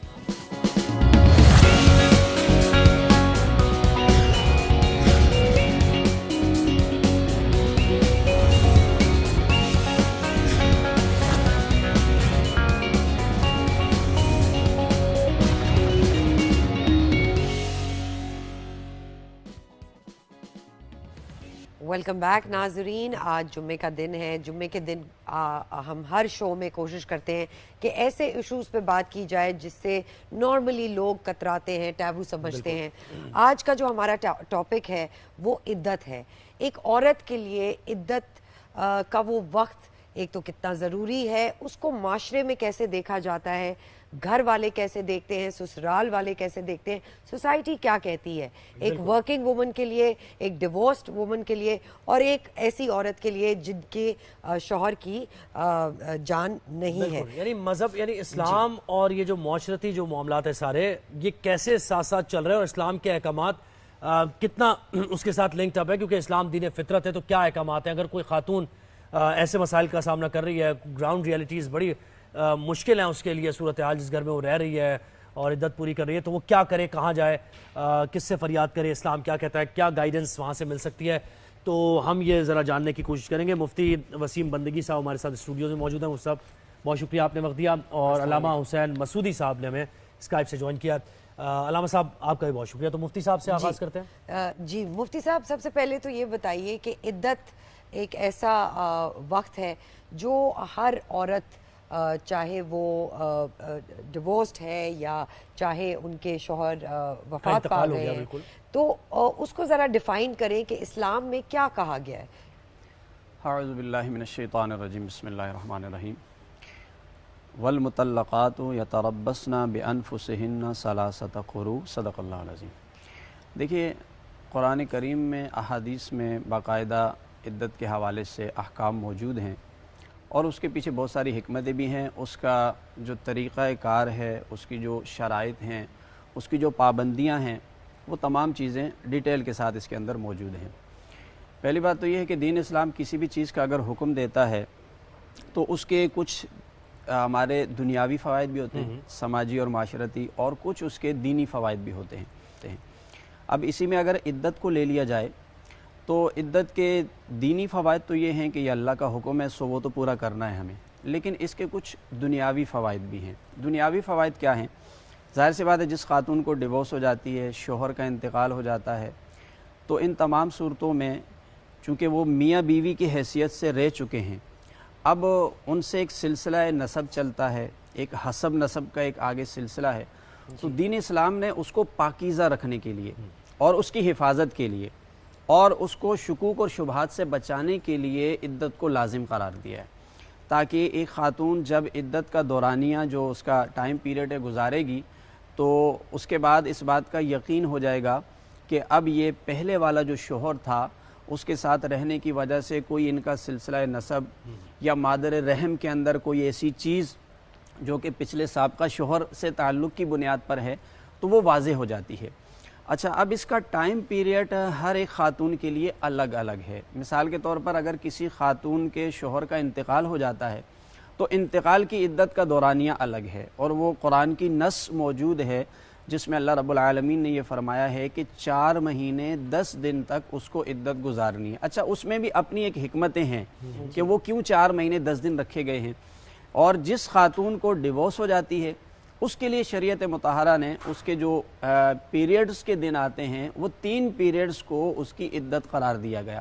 اچھا, اس میں بھی حکمت یہی رکھی گئی ہے کہ جس کے اندر اس نے اپنے آپ کو یعنی اپنے مادر رحم کے حوالے سے پاکیزہ ہونا ہے, اور جو سلسلہ نسب ہے اس میں کوئی شکوک اور شبہات پیدا نہ ہو جائیں. اس لیے دین اسلام نے 3 پیریڈ اس کے بھی رکھیں. اس کی اپنی ایک لوجک بھی ہے, اگر اس کو ہم طبی تحقیق کے حوالے سے دیکھیں, جدید تحقیقات کے حوالے سے دیکھیں, تو وہ اس کی اپنی ایک ڈیٹیل ہے کہ ایسا کیوں رکھا ہے. تو ظاہر ہے یہ اللہ رب العالمین نے رکھا, اسی نے انسان کو پیدا کیا ہے, وہ بہتر جانتا ہے کہ اس میں انسان کے لیے کیا کیا فوائد رکھے. علامہ صاحب کو بھی شامل گفتگو کرتے ہیں. علامہ صاحب, آپ کہیے گا, اسلام ایک کمپلیٹ کوڈ آف لائف اس کو کہا جاتا ہے, اور جو جن مسائل کا سامنا رہتی دنیا تک خواتین مرد جس فیس کریں گے تو اس کا حل بھی قرآن مجید میں موجود ہے. ہم خاص طور پر فوکس اس بات پہ کر رہے ہیں کہ عدت کا تو لکھا ہوا ہے, واضح طور پر احکامات ہیں, لیکن ایسی صورت میں جہاں عدت پوری نہ کر سکے وہ کیا صورتیں ہیں کہ خاتون کا فرض کرے کوئی گھر کا کفیل ہے, اس کا انتقال ہو گیا, اس کو بچوں کی پرورش کرنی ہے, کچھ کمانا ہے, تو گھر سے باہر بھی نکلنا ہے اس نے, لیکن آن دی ادر ہینڈ معاشرے کے تانا زنی کا بھی اسے سامنا کرنا پڑتا ہے. تو ذرا تھوڑا سا ایکسپلین کیجئے جو لوگ دیکھ رہے ہیں ان کے لیے. بسم اللہ الرحمن الرحیم وبہ نستعین وهو خیر ناصر معین الحمد للہ رب العالمین والصلاة والسلام علی رسولہ الکریم وعلیہ الطاہرین واصحابہ المنتخبین. اما بعد, دیکھیے بات مفتی صاحب نے ابھی کچھ وضاحت کی. پہلی بات تو یہ دیکھیے کہ ہم نے عدت کو سمجھا کیا ہے, عدت ہے کیا, یہ جو کچھ معاشرے میں ہمارے ہاں ہو رہا ہے کیا یہ اسلامی طریقہ عدت ہے؟ عدت کا اس سے تعلق ہی نہیں جس طرح سے معاشرے میں اس کو ایک ہمارے ہاں پیش کیا جاتا ہے یا اس کو بنا دیا گیا ہے کہ نہ وہ باہر نکل سکتے ہیں, نہ وہ کھا سکتے ہیں, نہ وہ تلاوت کر سکتے ہیں, نہ وہ کسی اچھی محفل میں بیٹھ سکتے ہیں, کچھ ہر چیز سے پابندی. کہیں عدت میں یہ چیزیں نہیں ہیں. اسلامی عدت جس کی بات کی جا رہی ہے وہ مفتی صاحب جس کی طرف اشارہ کر رہے ہیں وہ ایک خاص چیز ہے. اور خاص چیز کیا ہے یہ سمجھ لیجئے کہ میاں بیوی کا جو رشتہ ہے یعنی ہسبینڈ وائف کا جو رشتہ ہے وہ سلبی رشتہ نہیں ہے, ایک کانٹریکٹی رشتہ ہے. یعنی یہ ایک سوشل کانٹریکٹ ہوتا ہے, ایک کانٹریکٹ ہوتا ہے مابین لڑکے اور لڑکی کے مابین. ایک کانٹریکٹ ہے جسے ہم جیسے کانٹریکٹ کو عربی میں عقد کہہ دیتے ہیں, اور یہ کانٹریکٹ آگے جا کے اس کو کہلاتا ہے کہ عقد نکاح. یعنی نکاح کی صورت میں ایک کانٹریکٹ ڈیولپ ہوا. کانٹریکٹ جو ہے وہ نکاح کی. اچھا اب یہ نکاح کیا ہے؟ نکاح یہ ہے کہ ایک لائف گزارنے کے آداب. اب ہمیں اور آپ کو ساتھ رہنا ہے, یعنی جس کو لڑکے اور لڑکی کو ساتھ رہنا ہے, جب تک وہ باہمی رضامندی سے ساتھ رہیں یا خدا کی مرضی سے میاں یا بیوی دونوں میں سے کوئی بھی فوت کر سکتا ہے, صرف میاں ہی نہیں فوت کرتا ہے, کبھی زوجہ فوت کر جاتی ہے تو اس کے اپنے آداب ہے ہر چیز کے, ٹھیک ہے نا.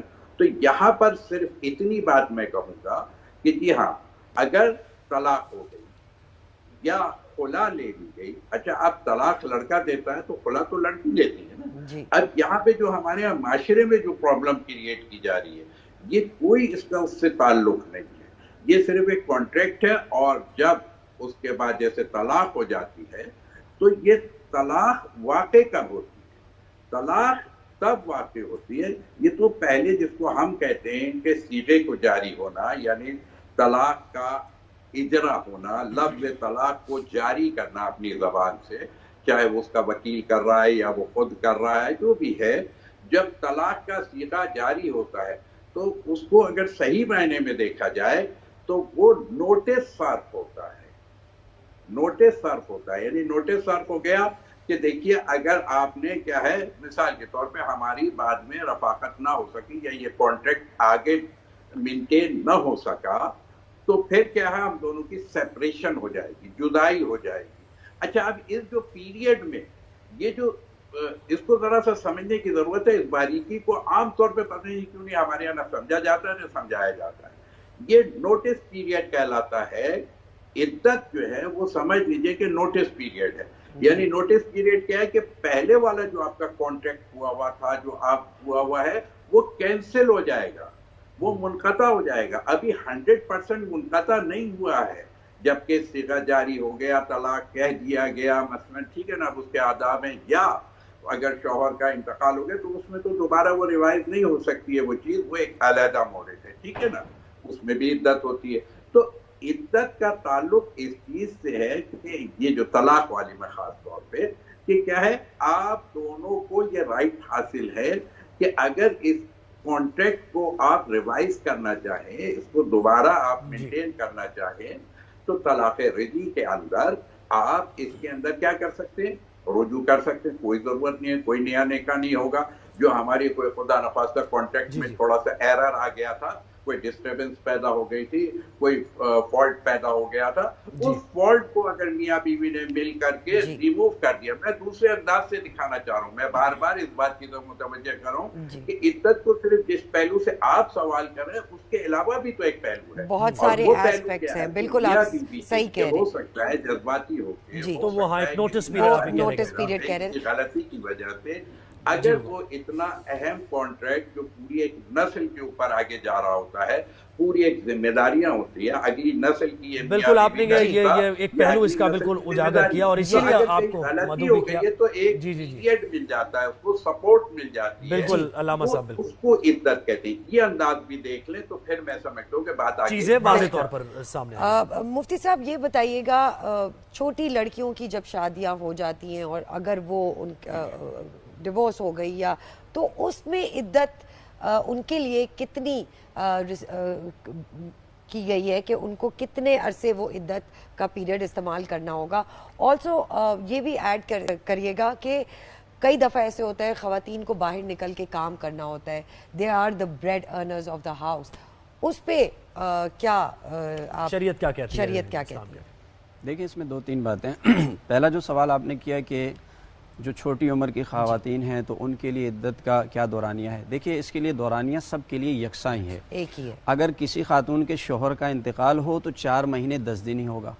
دوسری صورت یہ آ جاتی ہے کہ اس کو طلاق دی گئی ہے، تو طلاق دینے کے بعد 2 صورتیں ہوتی ہیں۔ اگر وہ خاتون ایسی ہیں کہ وہ بیمار ہیں، پیٹ سے ہیں، حمل سے ہیں، تو پھر اس کی عدت جب تک بچے کی ولادت نہیں ہوتی ہے تب تک اس کی عدت چلتی ہے۔ اب چاہے وہ ڈیورس کے 2 دن بعد ہو جائے، 10 دن بعد ہو یا 6 مہینے بعد ہو، اور اگر معاملہ یہ نہیں ہے کہ وہ بیمار نہیں ہے تو پھر اس کی جو عدت ہوگی وہ 3 پیریڈ جو میں نے آپ کو بتایا، جو خواتین کے پیریڈز کے ایام آتے ہیں، 3 پیریڈز گزر جائیں گے تو اس کی عدت مکمل ہو جائے گی۔ ایک صورت یہاں پر یہ آ جاتی ہے کہ صرف نکاح ہوا ہے اور اس کے بعد رخصتی نہیں ہوئی ہے، بغیر رخصتی کے اگر طلاق ہو جاتی ہے تو تب اس پر عدت نہیں ہے، اس کے اندر کوئی بھی عدت نہیں ہوگی۔ اچھا، اب یہ جو عدت گزاری جاتی ہے، عدت کے حوالے سے ہمارے ہاں ہمارے معاشرے کے اندر جو شرعی اصول ہیں اس کو فالو نہیں کیا جاتا۔ عدت جو خاتون گزارتی ہے، عدت کے لیے جس گھر میں اس کو رہنا ہے وہ گھر اس کو شوہر فراہم کرے گا، کیونکہ جب تک عدت چل رہی ہوتی ہے تو وہ اس شوہر کے نکاح میں ابھی مطلب مکمل طور پر اس کے نکاح سے فارغ نہیں ہوئی ہے، نکاح کی ذمہ داریاں موجود ہیں۔ عدت کے دورانیے میں اس کو رہائش دینا، اس کا خرچہ دینا، یہ ساری چیزیں شوہر کی ذمہ داری ہے، اور اگر شوہر کا گھر محفوظ ہے اس کے لیے تو وہ اپنی عدت بھی وہیں پر گزارے گی، کسی دوسرے گھر میں نہیں جائے گی۔ ہاں، اگر اس کو وہاں پر لگتا ہے کہ میری حفاظت نہیں ہو سکتی ہے تو پھر وہ اپنا گھر تبدیل کر کے کسی محفوظ جگہ پر وہ اپنی عدت گزارے گی۔ اچھا، اب جو آپ کا اہم ترین سوال تھا کہ بعض دفعہ لوگوں کو معاشی مسائل ہوتے ہیں، کوئی خاتون ایسی ہے جو جاب کر رہی ہے، تو اس صورت میں چونکہ عدت کی کچھ پابندیاں ہیں، عدت کی پابندیوں میں یہ بات شامل ہے کہ عدت کے دورانیے میں بغیر کسی شرعی عذر کے یا کسی طبی عذر کے جو ہے کوئی خاتون باہر نہیں نکل سکتی ہے۔ اچھا، یہ جو عذر ہے یہ کس میں آتا ہے؟ یہ شرعی عذر ہے؟ جی، میں ابھی یہ عرض کر رہا ہوں۔ اب اس کا عذر اس صورت میں ہو سکتا ہے کہ ایک خاتون بیمار ہو گئی، اس کو علاج کے لیے جانا پڑ رہا ہے تو ظاہر اس کی جان کا معاملہ ہے، وہ جائے گی۔ ایک خاتون ایسی ہے کہ اس کو کوئی بھی گھر کا سامان لا کر دینے والا نہیں ہے اور اس کو ساری چیزیں اپنی خود ہی لانی پڑتی ہیں، تو یہ عذر ہے، اس میں بھی وہ باہر جا سکتی ہے۔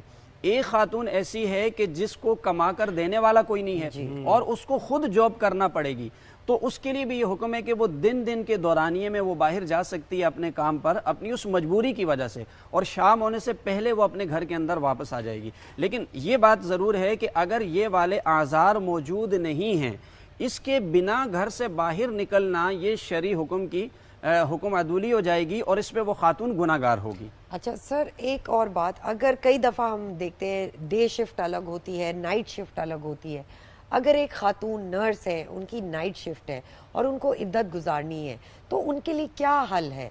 جی، اس کے لیے بھی یہی ہے، دیکھیں کہ وہ اپنی ڈیوٹی دن کی لگوا سکتی ہے، چونکہ ہم ایک اسلامی ملک میں رہتے ہیں، وہ ضرور اپنے ادارے میں یہ بات اپلائی کر سکتی ہے کہ میں عدت گزار رہی ہوں اور شرعی طور پر مجھے باہر جانا ناممکن ہو رہا ہے اور میں نے اس کا فتویٰ لیا ہے، مجھے دن میں جانے کی اجازت ہے، تو میری شفٹ عدت کے دوران میں دن میں کر لی جائے۔ لیکن اگر کوئی ادارہ ایسا ہے کہ جس میں یہ سہولت اس کو دستیاب نہیں ہے اور اسے خود ہی جا کر جاب کر کے اپنا گزر بسر کرنا ہے، تو پھر مجبوری میں وہ یہ سمجھتی ہے کہ اگر وہاں اس کی حفاظت ہے رات کے وقت میں تو وہ اس مجبوری میں وہاں جا سکتی ہے۔ علامہ صاحب، آپ یہ بتائیے گا، یعنی جو ابھی تک مفتی صاحب نے بات کی اور آپ نے بات کی، تھوڑا سا آپ نے یعنی اس کے پیچھے لاجک کیا ہے، فلسفہ کیا ہے، ذرا سا آپ کا مختلف مجھے دکھائی دیا عدت کے معاملے کو لے کر۔ یعنی آپ یہ کانسیپٹ دے رہے ہیں کہ ایک جگہ پر بیٹھنا، یعنی اگر کوئی عذر ہے تو ٹھیک ہے، وہ تو ایک اپنی جگہ موجود ہے، لیکن عذر نہیں ہے تب بھی ایک جگہ بیٹھنا ہے، نہیں ہے، جا سکتی ہے، ملاقات کر سکتی ہیں، وہ جا کے کسی سے محفلوں میں اپنی گھر کی جو ہوتی ہیں ان میں بیٹھ سکتی ہیں۔ تھوڑا سا اس کانسیپٹ کو کلیئر کیجئے آپ۔ جی، بات تو مفتی صاحب نے بھی بتا دیا اور آپ بھی اسی چیز کی طرف اشارہ کر رہے ہیں کہ دیکھیے، پھر ایک بات ذہن میں رکھیے کہ عدت کے درمیان میں صرف اصل جو چیز ہے، عدت کا پیریڈ جو رکھا گیا ہے شرعاً، اچھا یہ ان لوگوں میں نہیں ہے جن کے ہاں وہ اگلی نسل کا کوئی مسئلہ درپیش نہ ہو رہا ہو، ٹھیک ہے نا، ان کا مسئلہ بالکل علیحدہ ہے، یا وہ اس یائسہ میں آ جاتے ہوں یا نابالغہ میں آ جاتے ہوں، وہ ایک علیحدہ ہے۔ اتنی گاڑی جو ہے اردو اور عربی کا استعمال ہمارے لوگ نہیں سمجھتے ہیں، اس لیے میں آسان کر کے یہ بتانا چاہ رہا ہوں کہ زندگی گزارنے کے لیے جو اس خاتون کے لیے ضروری ہے ان چیزوں کی شریعت نے اجازت دی ہوئی ہے۔ ون لائنر آنسر ہو گیا کہ جن چیزوں کی اس خاتون کو ضرورت ہے ان سب چیزوں کی شریعت نے اسے اجازت دی ہے. صرف یہ ہے کہ آپ رشتہ ازدواج جسے ہم کہتے ہیں، جسے ہم سوشل کانٹریکٹ عقد نکاح کہتے ہیں، اس والے پورشن کی طرف آپ نہیں جائیں گے. وہ خاتون کو اس کے اوپر رکاوٹ ہے. باقی یہ کہ گھر میں اگر کوئی میلاد ہو رہا ہے، کوئی مجلس ہو رہی ہے، کوئی ادبی محفل ہو رہی ہے، اس میں اگر خواتین موجود ہے تو کوئی حرج ہی نہیں ہے. اگر مرد بھی ہیں باحجاب ہو کر کے، زینت نہیں ہونی چاہیے، یعنی دوسروں کو متوجہ نہ کریں آپ اپنی طرف. اٹریکشن جس کو ہمارے یہاں کہتے ہیں نا، ظاہر سے ہوتا ہے زینت کیوں کی جاتی ہے، مرد ہو یا خاتون ہو، زینت اس لیے کرتا ہے کہ دوسرے اس کی طرف دوسرا کانٹریکٹ وہ ظاہر نوٹس سے آپ بات کر رہے ہیں کہ جو زندگی گزارنے کے لیے چیزیں درکار ہیں تو ان کے اصول کے لیے وہ باہر بھی جا سکتی ہیں. مفتی وسیم بندگی صاحب بہت شکریہ، آپ نے ہمیں علامہ حسین مسعودی صاحب آپ نے ہمیں وقت دیا، بہت شکریہ آپ کا بھی. ہم نے کوشش کی ہے جاننے کی کہ اسلام کیا کہتا ہے ان معاملات کو لے کر اور کیسے ان مسائل کا حل موجود ہے اس کتاب کے اندر ہی، قرآن مجید کے اندر ہی. اگر ہم اس کو فالو کریں، اس کو دیکھیں بغور، اس کو پڑھیں. اور بہت ضروری ہے یہاں یہ کہنا اور نوٹ کرنا کہ سوسائٹل پریشرز اور جو پریجوڈس ہم نے بنا دیے ہیں، اس چیز کو مشکل کر دیا ہے، اس پہ سوسائٹل پریشرز ہیں، اس کو اسلام نے بہت سمپلی پٹ کیا ہے. تو اس کو فالو کریں اور سوسائٹی کے یہ جو ٹو فیس چیزیں ہیں اس سے دور رہیں. کل ہم دوبارہ شو کا بالکل اختتام ہو گیا، وقت ختم ہو چکا ہے. جی رائز اینڈ شائن میں آپ سے ملاقات ہوگی. جی ملاقات ہوگی. کل ہم دوبارہ منڈے کو ہم دوبارہ آئیں گے آپ کے پاس نئے نیوز اینڈ ویوز کو لے کے. Have a wonderful weekend. اپنا بہت خیال رکھیے گا. زندہ باد. پاکستان زندہ باد. اللہ حافظ.